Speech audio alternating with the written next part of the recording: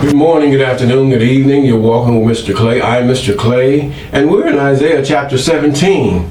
Yes, Isaiah chapter 17 is where we are as you prepare. And we thank the Most High for those of you who have been with us since the beginning, and those of you who have been with us here and there's about, and those of you who have just subscribed, as well as those of you who are about to subscribe, calling those things that are not as though they are. You're walking with Mr. Clay. I am Mr. Clay. Also, again, we're in Isaiah chapter 17. And we're going to be talking about the burden of Damascus according to the chapter and its context. Yesterday we were talking about Steel, Moab, and its circle of friends and family and tribes is what the Most High was getting to. Now we're in Damascus. We know that the world in that region was in a very, very vehement war. There's a war going on, and it was the Most High that had caused this war to go on and to happen in order to get to the point that the Most High wanted to get to, or the Most High's cause, which is the restoration, and that the children of Israel might repent, even the children of Judah. And it reads that the burden of Damascus, behold, Damascus is taken away from being a city, and it shall be a ruinous heap. The cities of Aor are forsaken, and they shall be for flocks, which shall lie down, and none shall make them afraid. The fortress also shall cease from Ephraim, and the kingdom from Damascus, and the remnant of Syria. They shall be as the glory of the children of Israel, saith the I am of hosts. And in that day it shall come to pass that the glory of Jacob shall be made thin, and the fatness of his flesh wax lean. In other words, he's going to be down to a remnant also, because of the things that have happened through the different captivities and wars that happened as a result of the captivities.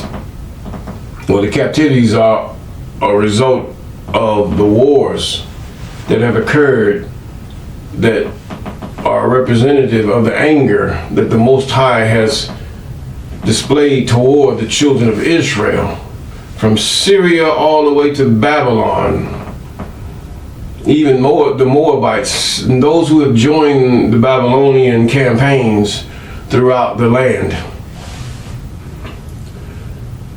And now he gets to Damascus. He says now,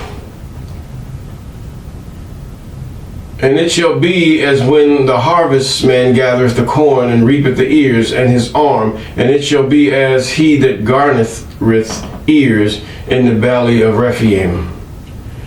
Yet the gleaning of grapes shall be left in it, and shaking of an olive tree, or 2 or 3 berries in the top of the uppermost boughs, 4 or 5 in the outermost fruitful branches thereof, saith the I am God of Israel.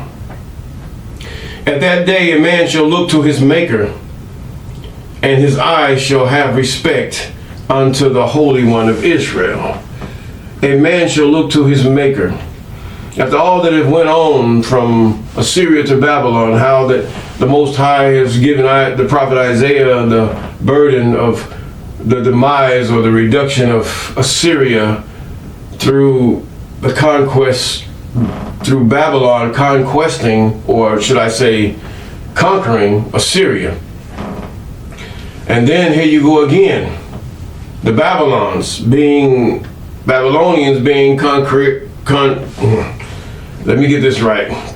by the Medes and the Persians. As we shall see, the book of Daniel talks much about it, and we've been through the book of Esther and also the book of Nehemiah and, should I say, Ezra, where the prophecies that Isaiah is prophesying has come to pass. It's sort of backwards, but that's the way the scriptures are laid out. Or should I say these chapters and books are laid out. He says, now a man shall look to his maker. When things are going on and the devastation is all around you, when a man sees that he has nowhere else to turn to, who will he turn to? He will begin, even the atheists will begin to see that there is a God, a maker, whether he believed that it is the God of Israel or not. But in this respect, he says his eye shall have respect to the Holy One of Israel, which is the maker of all. And that, as I often say, that the Most High has created man once. Yes, Adam was missing a rib, and if you ever find the carcass of Adam, it will still be missing a rib.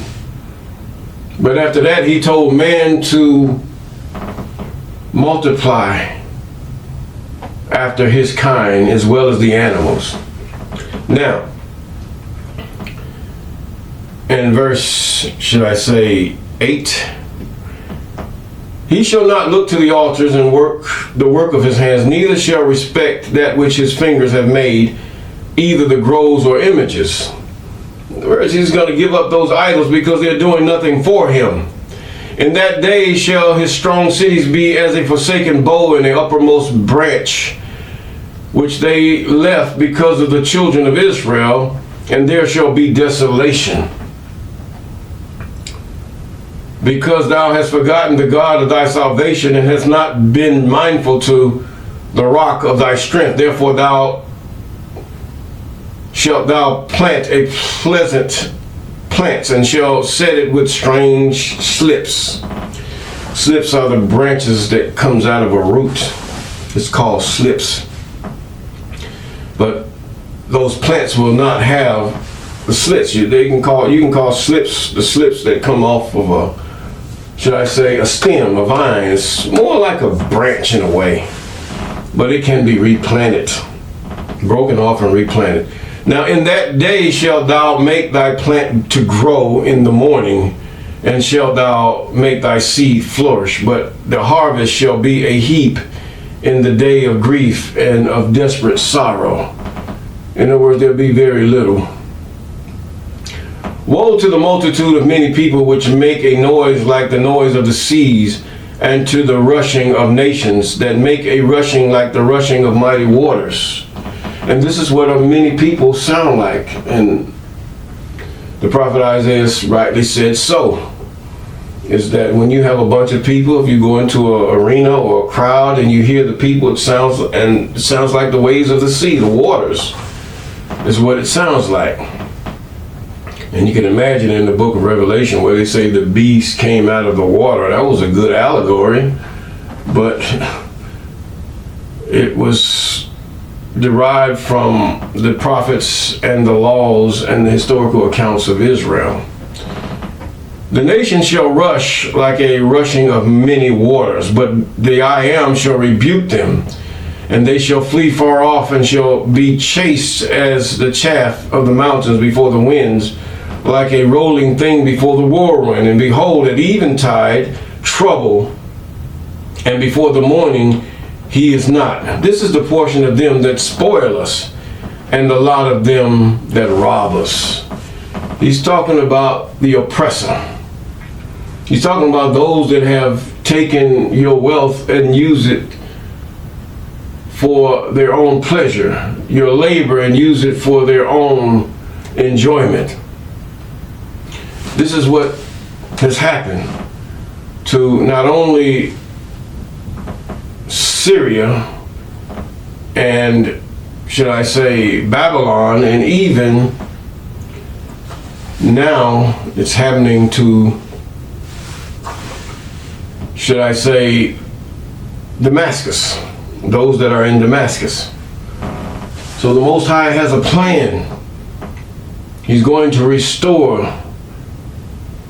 the things that have been taken, robbed, destroyed, even the temple and even the city of David and the surrounding areas. As you go back to the book of Ezra and Nehemiah, this is really what he's talking about, the time of Ezra and Nehemiah. And if we do those things that are right before the Most High, and obeying His statutes, commandments, laws, and ordinances, most definitely we will have